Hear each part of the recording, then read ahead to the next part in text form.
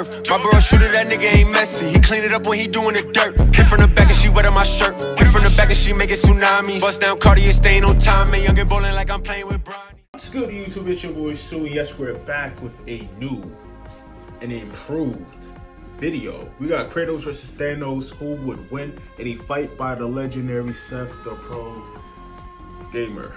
Alright? Okay, so check this out. I know a little bit about both characters. I don't know too much about both. I'm not like a tard or anything, but I know about both characters' abilities and stats and how they stack up with each other. I don't freaking know, so don't ask me. I'm not a power skiller. I'm just a guy who gets toxics from time to time, and I'm just a gamer sometimes, from time to time, part-time. Anyway, we got Kratos versus Thanos. My personal opinion of who would win in a fight. Now let's see. I know that Kratos is kind of hacks. He has some hacks, right? He has some hacks, right?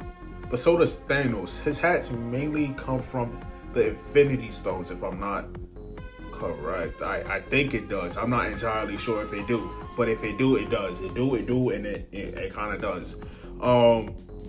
If you're new to the channel, you want more videos like this, subscribe to me. Subscribe to the channel, right? Subscribe to your boy. Subscribe to me. Subscribe to me.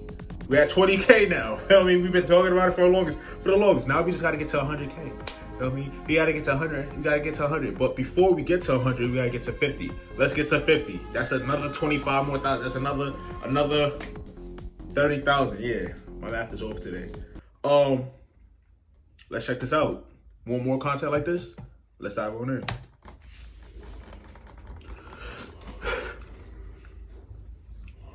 I'm gonna be toxic and be like, hey, Kratos stomps. What you mean?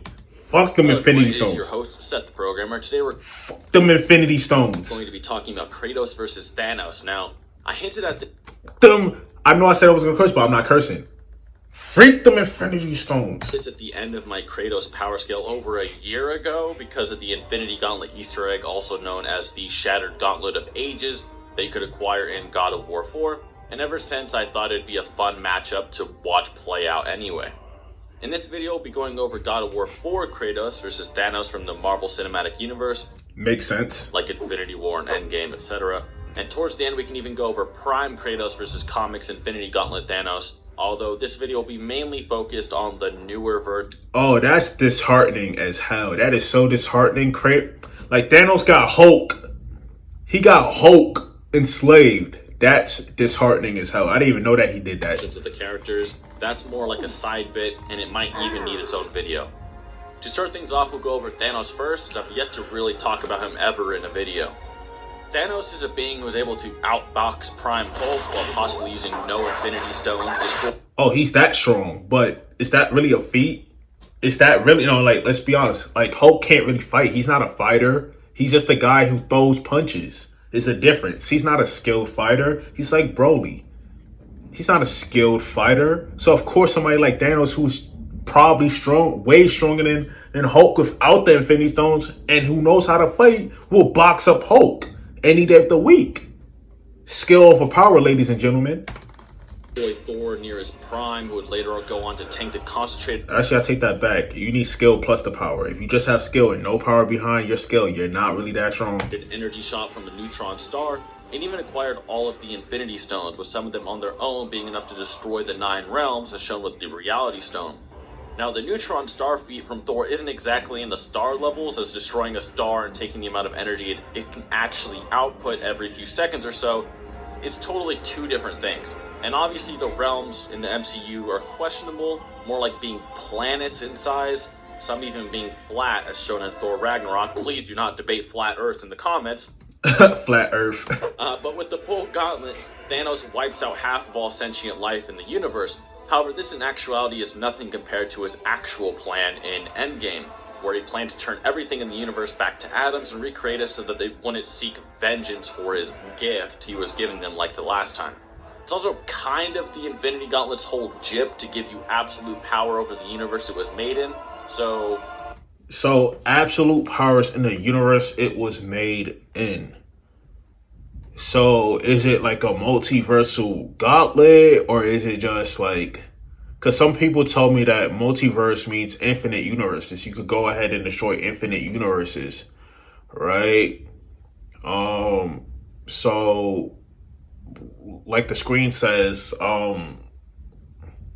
he said that it was a gauntlet in which the gauntlet is made in. So the Infinity Stones is made in that universe. So that means that there's infinite amount of Infinity Stones in. It's the way you worded it, so that's how I'm going to take it. Why would it be a flex, though? And the reason I say that is because I've seen some people say, well, Thanos didn't do it, therefore it didn't count. I mean, technically speaking, he didn't do it. He doesn't really have that power to do it. It's the stones. It's the stones, not him. He just had the glove on. Which is overall a pretty redundant statement. The whole point of Thanos saying that was because it was Thanos' actual plan and the plot of the movie, and it's not like Marvel wouldn't be willing to actually follow through with that, and in lore, the Infinity Gauntlet can take down universal entities in the comics and so on. There's just very little reason to deny the statement, but I understand some people like feats more than plot/lore, but for this video, we will be using the fact that he was going to reduce everything to atoms. Unfortunately, in the MCU, there aren't many speed feats in terms of combat, which is understandable due to the limitations of cinema. However, Thanos does have a feat where he rips the surface off of Titan's moon and throws it at the Avengers, with some of the meteors arriving from the moon to the planet in as little as 3 seconds. Isn't that as fast as when Piccolo destroyed the moon? So that's not really, I mean, that's not fast. I mean, well, no. Let me take that back. That is hella fast. 3 seconds, you rip the moon, and then you throw it at the earth to hit somebody. That's fast, right? Like, you literally took apart the moon to do that. And then if I compare it to when Piccolo took like a second to destroy the moon, then it's like, all right. Using Roche limits or normal standards for moons, you can get this from massively hypersonic to relativistic to light, depending on how much you want to. He said hypersonic, so like that's a hypersonic feat. That means that's infinite speed, right? I'm going off what you guys told me. That's all I'm doing. I'm going off what you guys told me. Highball or downplay it. As a note, it takes light only 1.2 seconds to go from our moon to Earth, so it's really impossible to say the feat is light speed. I've seen arguments trying to scale Thanos to Hela, Loki, and Ragnarok Thor, in which Hela entered the Bifrost after Loki and Thor to engage in a bit of scuffle with them. It could even throw attacks that outpaced the movement of the Bifrost that was transporting Loki and Thor at. The Bifrost being able to transport things in quick succession over many light years. Does that hurt if you're getting pushed through that? The only problem with this is that it's a bit of a strange argument. It's almost like saying that if you were to fight someone in a rocket ship, that you'd be as fast as the rocket ship. And of course, due to some laws of motion, if you were to throw a baseball after stabilizing in the rocket ship, would you be throwing a baseball faster than a rocket ship in your base speed if you weren't on a rocket ship? And the argument just doesn't really make sense. Stack up very well, unfortunately. It would work better maybe if Thor and Loki were reacting to like maybe stagnant objects that were like lodged in the Bifrost and weren't moving or something, but it just doesn't work outside of that. Now we'll go over some of Thanos' more special abilities or hacks after I go over Kratos, since that's what we'll be mainly duking them out with. But for now, that's generally what's acceptable for Thanos and in the MCU. I might go over a few more AP arguments later on. Now, we'll move on to Kratos, and one of the more important things to go over for Kratos before anything else, I would bring up what constitutes valid Word of God statements to... No cap. Do you guys want me to play God of War 4, but then God of War Ragnarok is coming out? Do you guys want me to, like, play it on the channel? Do you guys want that? I'll play it. I'll get my ass beat, though. Preempt anyone who makes that question. This is a Facebook conversation here with Stig Asmussen, who was the creative director of God of War 3 and the art director of God of War 2 prior to that. In this conversation, Stig says that the writers, concept artists, and senior level staff in general all contribute equally to the story, so they're all valid sources. Every question/answer presented here was asked to a developer of the caliber that Stig describes, so every dev answer posted here has been from a valid source. We can use this to further establish what level of evidence is required to build an accurate scale for Kratos later, and to clear up his more vague and less established lore points that they can only really answer. Another prima facie for Kratos is to go over what is and isn't canon to determine what we can use for him against That's Thanos. when he fought Zeus. We have directors that's when he fought Hercules. For confirmation that so long as material doesn't contradict the game's stories or how they have things set up inside of said game world, but the material is generally acceptable for the lore. Longtime writer of the series since the beginning, Ariel Lawrence, and the creative director of God of War 3, once again, Stig, agree on this. So whatever doesn't directly contradict the game's story or presentation of info is valid. Some examples of this being where the God of War novel doesn't show how Kratos getting the souls of Hades' magic, where the novel said Aphrodite was born from Uranus going balls deep in the ocean, and so forth. So we'll be using some of these resources, most importantly the new God of War 4 novel written by Cory Barlog's father with assistance and oversight from Cory himself. And now that we have went over that, we can go over just exactly how strong Kratos in 4 is. We know for a fact that Kratos at least can take blows and face off against Baldur like in their Man of Steel showdown at the very start of the game, even when he got more serious after losing his immortality curse put on him by the goddess Freya. Kratos and Atreus were still able to put him down. This is interesting because even when Baldur was immortal, didn't even try his absolute hardest in many of his confrontations trying to die, he was still able to put the World Serpent down in only a few surprise blows. The World Serpent, Jormungandr, has actually faced off against Thor twice, and in their first encounter, first being in quotations here because of convolution and time, they clashed and splintered the world tree, the Yggdrasil. Splintered usually means to break or cause to break into small, sharp fragments, and if you search on Google... The fact that you gotta, like, show an image of what that means is so funny. Images, splintered trees, it usually comes up with something a little like this. The reason this is so impressive is because, in the words of the goddess Freya, the Yggdrasil is a tree that holds all of creation, and that every single strand of it transcends time and space. This includes the... That tree is the strongest thing I've ever heard of. 9 realms. And by that, I mean, like, the strongest thing I've heard in, like, fiction. I've never heard of a tree being that strong. Like, you have that Naruto tree, the Divine tree, you have the tree of Maya. Like, this tree makes those trees look like shit. Which are their own universes / dimensions, with their own time and space / cosmoses. In the God of War 4 novel, it is described that a single branch of the Yggdrasil stretches on for infinity. And that a single strand of that, a single branch stretches for infinity? Oh yeah, I ain't never heard of that before. That's crazy. By Cory Barlog later on when it was asked if it was literal or not on Twitter. Now, how exactly the realms scale to the Yggdrasil is up for debate, such as the Yggdrasil mural that displays the realms on it being too vague to determine if it's to scale or not. Though it's worth reiterating that it was said that the realms are contained along its branches and boughs, even though its strands alone are above time and space. Regardless, the Yggdrasil itself should encompass infinity, and every single one of its infinite strands transcend time and space. Thor and the World Serpent then splintered the entire thing with their battle. There's also Surtur and...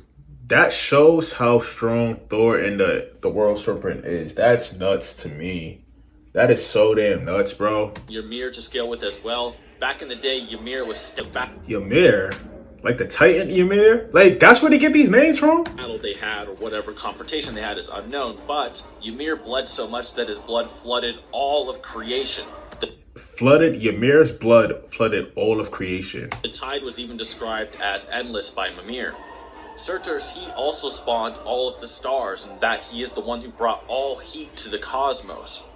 Thor and Odin also battle Surtur and land a mortal blow on him, but in his dying state destroys everything, meaning Thor could battle a being who could end all of existence, including the Yggdrasil and the realm between realms, which is an even larger infinity engulfing the Yggdrasil.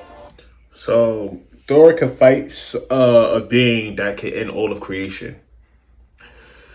All right, so when you say all of creation, do you mean like the universe or just everything, like all infinite universes? He could just fight a being who could end all of that. Can he do that? Cause then that's nuts.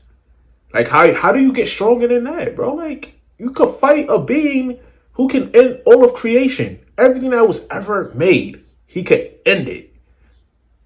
Like how do you get? I'm not sure. How do you even get stronger than that? What do you have to do to get stronger than that? Yet stalemated the World Serpent who Baldur could harm. Usually when people hear this, they like to downplay God of War by saying things like, the story isn't supposed to be literal. To be honest, that's every single Naruto's hard, bro. They try to downplay every single thing. Every single thing. That, like, if your character is losing, you know what they'll do? They'll sit there and try to downplay every single feat. Oh, well, it wasn't supposed to be like that. Isn't canon. Like the Hiei versus Sasuke fight, they try to downplay that Hiei is not fire and ice resistant, or he has a black fire dragon, so that kind of equates to Amaterasu. They try to downplay everything. They try to say that, oh, well, he can't mind break sharding on level Genjutsu. Like, they try to downplay every single thing, bro, and I understand. I get it. I get it. I understand. But with this, no, bro. Kratos is strong, bro. Just give him his props. Give him his props, bro. Just say that he's strong, bro. Just say that he's strong and leave it alone after that. He's strong. Give him his props. Don't try to sit there and downplay it. Blah, blah, blah. And this is not at all how the authors of the series view these things. It's really just kind of downplaying fans that see these things, not the actual writers. The writers tend to agree that it's literal. So how are the fans going to tell the writers? My question is, how are the fans going to tell the writers, the creators of the story, that it's not literal? You have, like, that boggles my mind. Like, how you, not somebody who created the show, going to tell the writers who created the show what their show's about, how strong their characters are? That doesn't make sense, bro. That doesn't make sense. That boggles me. God of War is supposed to be a literal representation of these human myths that we have. Matt Sofa, the lead writer of God of War 4, has answered questions about this matter and states that while man's history marches along linearly, all of its myths and interpretations are equally valid. But I think I'd rather have Cory Barlog, the creative director of God of War 2 and 4, explain it himself. So is this a continuation of the Kratos we've already played as, or is this a new incarnation? Are you talking about that yet? Continuation. Okay. So it is like the way I kind of see the mythologies. Look at all these galaxies. No, I'm not gonna lie, I thought these were universes, but then when I looked up what a galaxy was, this showed up. I'm like, oh shit. So how many galaxies are in the universe? Is kind of like that Hubble telescope image of all of the galaxies. The ultra deep field. Yeah. So that image shows the universe with all of its individual galaxies. Each galaxy is kind of like a representation of a mythology. You know, and sort of wrap that around the Earth. And at any given moment, all of these mythological belief systems existed. You know, they all deal with a creation myth around their region. It's just separated by geography. So that while the height of some of these mythological beliefs are at different time periods, a lot of them kind of align with a single point in time. Now, in terms of speed, Kratos in 4, while out of shape, should still be quantifiably He looked kind of out of shape. He looked like an old man right here. similar in speed to God of War 3 Kratos. And even without that, he scales to the Valkyries, who can He was beating up Hercules like it was nothing. I'm about to buy that game, bro. fly between realms with just sheer movement speed. These realms are stretched along the infinite Yggdrasil, with every strand surpassing time and space again, in which time moves differently as well in all realms, such as how time passes extremely slowly in Helheim compared to Midgard. If you use God of War 3 scaling, Kratos should scale to Hermes, who transports all souls to the underworld, delivers all dreams to people sleeping, and can canonically dodge the light of Helios' head point blank. The light of Helios is the same light that would be able to light up the entire underworld, which is described as infinite and immeasurable on several occasions, and even having its own visible sea of stars in its background in many challenge arenas. One of the Sisters of Fate in the God of War 2 novel also sent out a mental projection of herself that was described as having infinite speed. This was done very casually on her part, and Kratos was able to outright fight two Sisters of Fate at the same time, including the one who did this feat. You can also take the scaling back even further to God of War Ascension, which takes place mere months after Kratos accidentally killed his first wife and daughter, let alone his new God of War 4. Kratos was at his absolute weakest here by game chronology, and yet he scales above the warriors of Zeus, who can temporarily dash at light speeds. Taking it further, Ascension Kratos even scales above the time-manipulating conjoined twins Pollux and Castor, who themselves scale above the warriors of Zeus. Now, Kratos was a bit mouthier than Thanos' part, but obviously there's a few more complications to go over than Thanos, Thanos is pretty blatant. You watch the 2 movies, you pretty much know everything about him. Kratos, you got some novels, you have to talk to the authors. He's got a lot more to take in. So, with all their stats out of the way now, we can go over exactly what would happen if Kratos and Thanos did That doesn't look nothing like Hercules. Not the Hercules I know. have to fight. Now, for one, there's a blatant speed issue for Thanos. Thanos, even if you highballed his movie feats, would be hitting relativistic speeds unless you took the Hela scuffle completely out of context.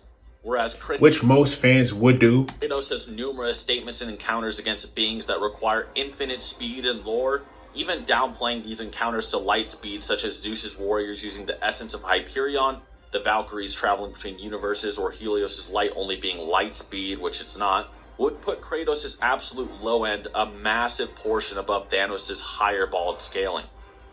There's also the issue of power. While Thanos with the gauntlet can turn everything in the universe into atoms, Kratos has to deal with beings that are going to end the existence of numerous higher infinities, usually casually, such as... Oh, so that makes Kratos far superior. Like, he's far superior than Thanos. Yeah, it makes sense. Going to erase all of existence on his deathbed, Ymir's guts spilling out of his body, being able to flood all of creation and so forth. There's simply not enough. Do you mean all of creation, like, in one universe or just multiple universes? Because, like, when I hear that term, I think of just this one universe. So his blood could fill up the entirety of the entirety of all universes? Because that doesn't make sense. Like, does he fill up one galaxy, the universe itself? Enough to go off of for Thanos, especially considering that Thanos was only going to reduce everything in the universe to atoms, rather than destroy the actual universe and its space-time. So even if you wanked Thanos and just said he was going to destroy the whole universe, it still wouldn't be enough to actually deal with Kratos remotely, let alone the fact that Kratos... Yeah, because, like, you think about it, like, Kratos deals with casual universe, like, the entirety of everything. Busters, like, he deals with that on a daily. He has to fight those. Kratos, with the gauntlet, can just reduce the universe to atoms, which is impressive, but it's like, again, like I said before and multiple times, like, the power gap is ridiculous between the two. Like, Kratos is stronger than Thanos, bro. Like, Thanos needs a Haxi gauntlet to even compete. And even then, that's not enough because Kratos fought people like him, but way stronger. So it's like, that's what I mean when I say the power gap has to be somewhere near each other for it to even work, for the hacks to even work. Kratos could easily blitz and rip Thanos' head or arm clean off before Thanos could even blink in theory. That's what I'm trying to tell people, right? Like, people don't want to sit there and believe me when I say this. Like, power means a lot. You need to be as strong for you to even have a fighting chance. You need to. Some at this point would get pretty desperate and try to scale Thanos to MCU Dormammu, who is a being with infinite power in the MCU guidebooks that plans to fuse all That's exactly what Naruto Taruto would do too. I'm not going to even cap. Universes and dimensions into his dark dimension by saying that Thanos is the strongest being in the universe. However, even if this was granted, in the universe would not include Dormammu, who exists outside of the universe Infinity War took place in. Even if you scaled Thanos to Dormammu, Kratos would still have better feats than MCU Dormammu, as well as hacks that vastly outshine MCU Thanos, who show nothing even remotely as effective as his comic counterpart.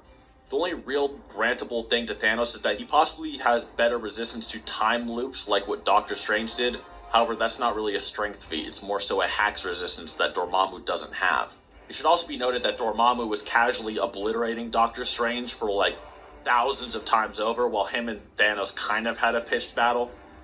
When it comes to hacks, there's not really a hack Thanos has that could work either. Even if Kratos was cocky and let Thanos try something, we know that Kratos is immune to time stops and manipulation, that he fights numerous opponents that can rip souls out of bodies. Oh, so Sasuke, Renegon, all of that will not work on him. That will not work on him. It will not work on him. Like, Naruto, I heard somebody say that Naruto and Sasuke together could stomp Kratos. And I was like, huh. Now that you told me all his feats, it's like, huh, that didn't age well now, did it? right? I'm not hating. I'm just saying that it didn't age well because you can't stop him with time. You can't rip his soul out. It's not going to work. Bodies and manipulate them, and he has resistance to Genjutsu doesn't work on him either, so it's like, what you gonna do? even transmutation, such as when he's able to return from his entire body, insides included, turning to stone, as well as mental resistances, such as when he fights numerous sirens that can cast illusions on men. And that's not even to go over his more detailed hacks, which would mainly be from 3, but in this case he doesn't even really need most of his hacks. It should also be noted that with the power of hope that Kratos kept a tiny portion of deep down after the events of 3, as stated by Corey on the Kinda Funny Gamecast special God of War spoiler cast, which can actually damage and destroy concepts themselves, such as the concept of fear at the end of 3. All in all, it's a stomp, and no, Thanos with his Dark Souls twin blade isn't really doing any better. That version of Thanos was mainly tangling with many out-of-shape Avengers and some of the newer cast, but overall didn't show any new feats to use against Kratos that actually really changed the result. If anything, it would make it harder, because the best thing Thanos has going for him is hacks. Now, Like I said, hacks don't work. It really doesn't work on somebody who's just outright stronger than you. Like I've been saying for the longest time on my channel, I told people that I try to convince people on the channel that when you're that much stronger than somebody, your hacks do not work. It simply doesn't work. It will never work.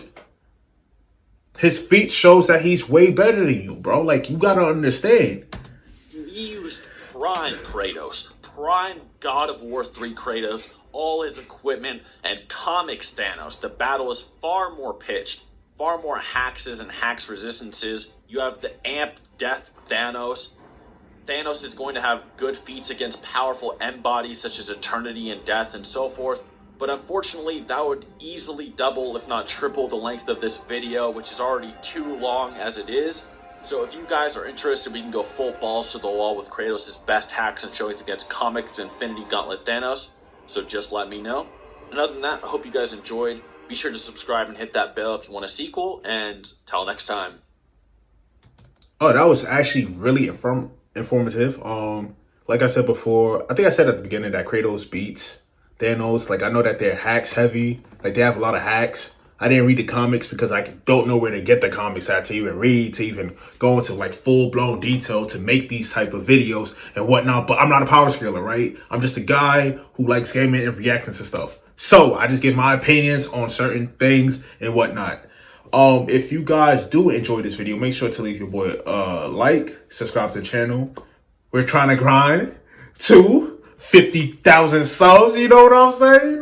Trying to grind to 50K. Let's get to it, y'all. Let's get to work. We out.